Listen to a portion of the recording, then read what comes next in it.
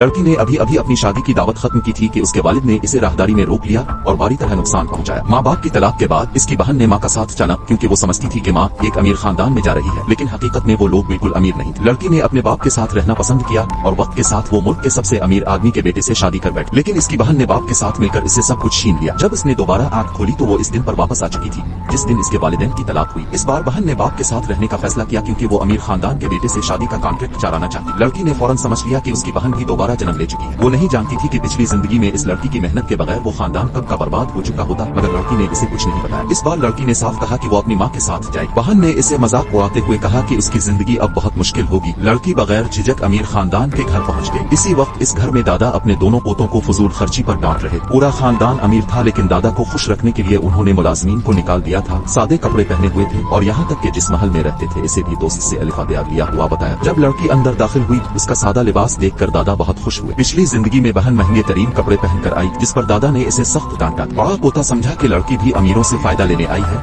इसलिए इसने खानदान की दौलत छुपाने की पूरी कोशिश, लेकिन लड़की ने इस घर में दिल से सबका ख्याल रखा और आहिस्ता आहिस्ता बड़े भाई के दिल में इसके लिए नरमी पैदा हो गई। एक दिन लड़की की तीसरे भाई से बहस हो गई और इससे गलती से अपनी माँ की यादगार अंगूठी नाली में गिर गई। लड़की फौरन झुककर अंगूठी निकालने लगी और उसका हाथ जख्मी हो गया। ये देखकर तीसरे भाई का दिल पिघल गया और पहली बार उसने इसे सच्ची बहन की तरह कबूल किया। बाद में दोनों भाई लड़की को एक महंगे रेस्टोरेंट ले गए। लड़की कीमत सोचकर डर गई और जाना नहीं चाहती, लेकिन तीसरे भाई ने बताया कि ये रेस्टोरेंट दरअसल उन्हीं की मलकियत। अचानक बहन भी वहाँ आ गई। वो समझ रही थी कि ये तीनों अमीर बनने का ड्रामा कर रहे हैं। उसने मजाक उड़ाया कि ये लोग इतना खाना अफोर्ड नहीं कर सकते। उसने मैनेजर को कहा कि लड़की को फौरन बाहर निकाल दे, लेकिन मैनेजर ने बड़े भाई को देखते ही झुककर सलाम किया। जब उसने उसे अब्बास कहकर पुकारा बहन के होश अलिफा